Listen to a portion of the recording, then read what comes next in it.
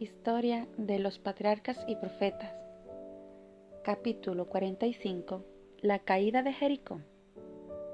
Escrito por Elena Harmon de White, basado en el libro de Josué, capítulos del 5 al 6. Los hebreos habían entrado en la tierra de Canaán, pero no la habían subyugado. A juzgar por las apariencias humanas, habría de ser larga y difícil la lucha para apoderarse de la tierra. La habitaba una raza poderosa, dispuesta a oponerse a la invasión de su territorio. Estas tribus estaban unidas por su temor a un peligro común. Sus caballos y sus carros de guerra construidos de hierro, su conocimiento del terreno y su preparación bélica les daba una gran ventaja. Además, la tierra estaba resguardada por fortalezas, por ciudades grandes y amuralladas hasta el cielo. Deuteronomio 9:1. Únicamente con la garantía de una fuerza que no era la suya, podían alentar los israelitas la esperanza de obtener el éxito en el conflicto inminente. Una de las mayores fortalezas de la tierra, la grande y rica ciudad de Jericó, se hallaba frente a ellos a poca distancia de su campamento de Gilgal, situada en la margen de una llanura fértil en la que abundaban los ricos y diversos productos de los trópicos. Esta ciudad orgullosa, cuyos palacios y templos eran morada del lujo y del vicio, desafiaba al Dios de Israel desde sus macizos baluartes. Jericó era una de las sedes principales de la idolatría y se dedicaba especialmente al culto de Astarte, diosa de la luna. Allí se concentraban los ritos más viles y degradantes de la religión de los cananeos. El pueblo de Israel, que tenía aún fresco el recuerdo de las consecuencias terribles del pecado que cometiera en Bet Peor, no podía contemplar esta ciudad pagana sino con repugnancia y horror. Josué veía que la toma de Jericó debía ser el primer paso en la conquista de Canaán, pero ante todo buscó una garantía de la dirección divina, y ella le fue concedida. Se retiró del campamento para meditar y pedir en oración que el Dios de Israel fuera delante de su pueblo. Vio a un guerrero armado, de alta estatura y aspecto imponente, el cual tenía una espada desnuda en su mano. A la pregunta desafiante de Josué, ¿eres de los nuestros o de nuestros enemigos?, contestó, sino que he venido como príncipe del ejército de Jehová. Josué 5:7. La misma orden que se había dado a Moisés en Horeb. Quita tus zapatos de tus pies, porque el lugar en que está es santo, reveló el carácter verdadero del misterioso forastero. Era Cristo, el sublime, quien estaba delante del jefe de Israel. Dominado por santo temor, Josué cayó sobre su rostro y adoró, y tras oír la promesa, mira que yo he entregado en tu mano a Jericó y a su rey, con sus varones de guerra, recibió instrucciones respecto a la toma de la ciudad. En obediencia al mandamiento divino, Josué reunió los ejércitos de Israel. No debían emprender asalto alguno, solo debían marchar alrededor de la ciudad, llevando el arca de Dios y tocando las trompetas. En primer lugar, venían los guerreros, o sea, un cuerpo de varones escogidos, no para vencer con su propia capacidad y valentía, sino por obediencia a las instrucciones dadas por Dios. Seguían 7 sacerdotes con trompetas, luego el arca de Dios rodeada de una aureola de gloria divina. Era llevado por sacerdotes ataviados con las vestiduras de su santo cargo. Seguía el ejército de Israel, con cada tribu bajo su estandarte. Este era la procesión que rodeaba la ciudad condenada. No se oía otro sonido que el de los pasos de aquella hueste numerosa, y el solemne tañido de las trompetas que repercutía entre las colinas y resonaba por las calles de Jericó. Una vez Dada la vuelta, el ejército volvía silenciosamente a sus tiendas y el arca se colocaba nuevamente en su sitio en el tabernáculo. Con asombro y alarma, los centinelas de la ciudad observaban cada movimiento y lo referían a las autoridades. No comprendían el significado de todo este despliegue, pero al ver a aquella hueste numerosa marchar cada día alrededor de su ciudad con el arca santa y los sacerdotes que la acompañaban, el misterio de la escena infundió terror en el corazón, tanto de los sacerdotes como del pueblo. Volvieron a inspeccionar sus fuertes defensas, seguros de que podrían resistir con éxito el ataque más vigoroso. Muchos se burlaban de la idea de que estas demostraciones singulares pudieran hacerles daño. Otros eran presa del miedo al ver la procesión que cada día cercaba la ciudad. Recordaban que una vez las aguas del Mar Rojo se habían dividido ante este pueblo y que acababan de abrírsele el paso a través del Jordán. No sabían qué otros milagros podría hacer Dios por ellos. Durante 6 días, la hueste de Israel dio una vuelta por día alrededor de la ciudad. Llegó el 7º día, y al primer rayo del sol naciente, Josué movilizó los ejércitos del Señor.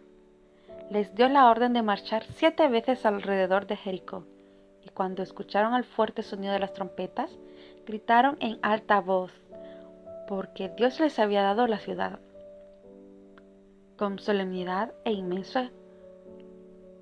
inmenso ejército marchó alrededor de las murallas condenadas. Reinaba el silencio.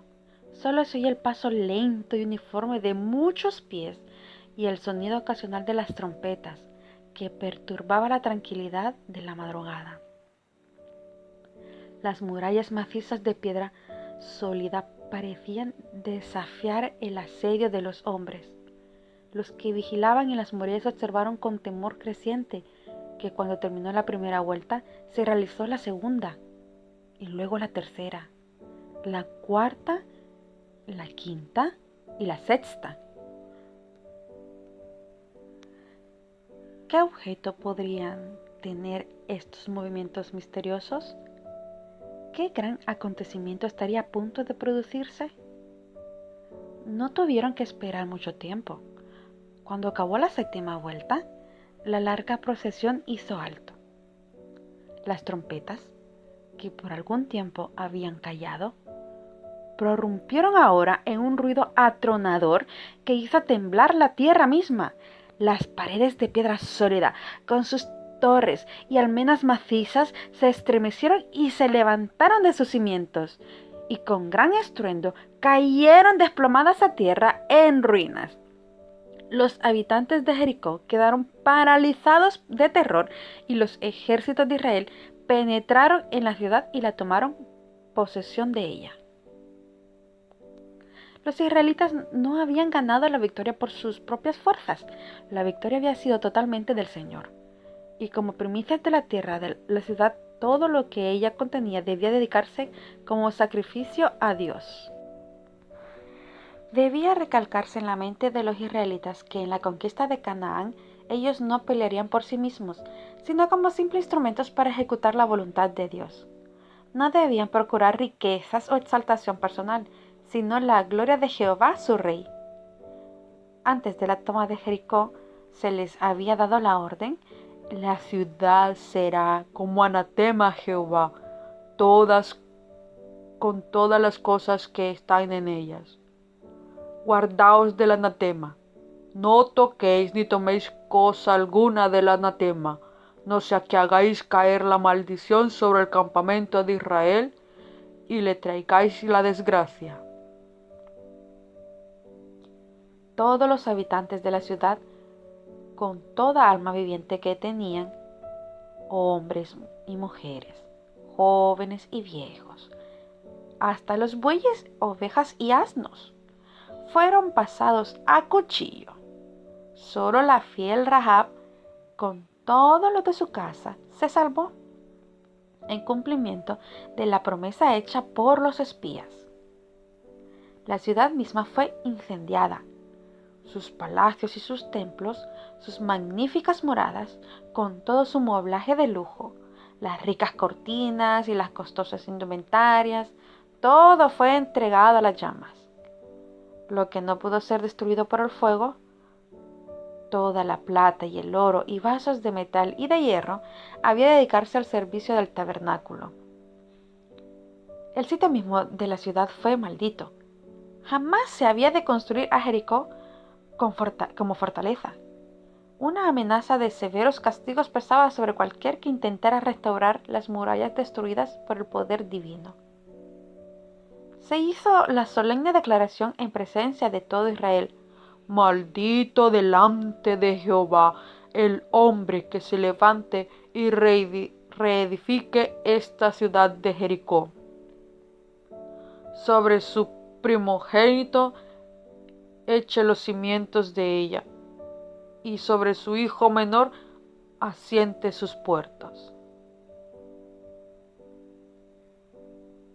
La destrucción total de los habitantes de Jericó no fue sino el cumplimiento de las órdenes dadas previamente por medio de Moisés con respecto a las naciones de los habitantes de Canaán. Del todo las destruirás. De las ciudades de estos pueblos ninguna persona dejarás con vida. Deuteronomio 7, 2, 20 y 16. Muchos consideraron estos mandamientos como contrarios al espíritu de amor y de misericordia ordenada en otras partes de la Biblia, pero eran en verdad dictados por la sabiduría y bondad infinitas. Dios estaba por establecer a Israel en Canaán, para convertirlo en una nación y un gobierno que fueran una manifestación de su reino en la tierra. No solo habían de ser los israelitas herederos de la religión verdadera, sino que habían de difundir sus principios por todos los ámbitos del mundo.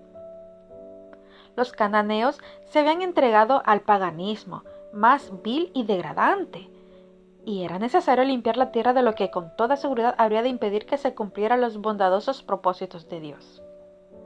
Los habitantes de Canaán se les había otorgado amplias oportunidades de arrepentirse. 40 años antes, la apertura del Mar Rojo y los juicios caídos sobre Egipto habían atestiguado el poder supremo del Dios de Israel, y ahora la derrota de los reyes de Madián, Galaad y Basán habían recalcado aún más que Jehová superaba a todos los dioses. Los juicios que cayeron sobre Israel a causa de su participación en los ritos abominables de Baal Peor habían demostrado cuán santo es el carácter de Jehová y cuánto aborrece la impureza. Los habitantes de Jericó conocían todos estos acontecimientos, y eran muchos los que, aunque se negaban a obedecerla, participaban de la convicción de Rahab, de que Jehová, el Dios de Israel, era Dios arriba en el cielo y abajo en la tierra. Como los antidiluvianos, los cananeos vivían solo para blasfemar contra el cielo y corromper la tierra. Tanto el amor como la justicia exigen la pronta ejecución de estos rebeldes contra Dios y enemigos del hombre. Cuán fácilmente derribaron los ejércitos celestiales las murallas de Jericó, orgullosa ciudad cuyos baluartes 40 años antes habían aterrado a los espías incrédulos. El poderoso de Israel había dicho: he entregado en tu mano a Jericó. Y contra esas palabras fueron impotentes las fuerzas humanas. Por fe cayeron los muros de Jericó. Hebreos 11:30. El capitán de las huestes del Señor se comunicaba únicamente con Josué. No se revelaba a toda la congregación, y a ésta le tocaba creer o no creer en las palabras de Josué, obedecer los mandamientos que daba en el nombre del Señor o negar su autoridad. No podían ver el ejército de ángeles que les asistían a ellos bajo la jefatura del Hijo de Dios. Hubieran podido discurrir cuán poco sentido tienen estos movimientos y cuán ridículo es de dar diariamente la vuelta alrededor de las murallas de la ciudad y tocar las trompetas de cuerda y carnero. Esto no puede tener efecto alguno sobre estas altas fortificaciones. Pero el plan mismo de continuar con esta ceremonia durante tanto tiempo, antes de la caída final de las murallas, dio a los israelitas una oportunidad de desarrollar su fe. Había de hacerles comprender que su fuerza no dependía de la sabiduría del hombre, ni de su poder, sino únicamente del Dios de su salvación. Debían acostumbrarse así a confiar enteramente en su jefe divino. Dios hará cosas maravillosas por los que confían en Él.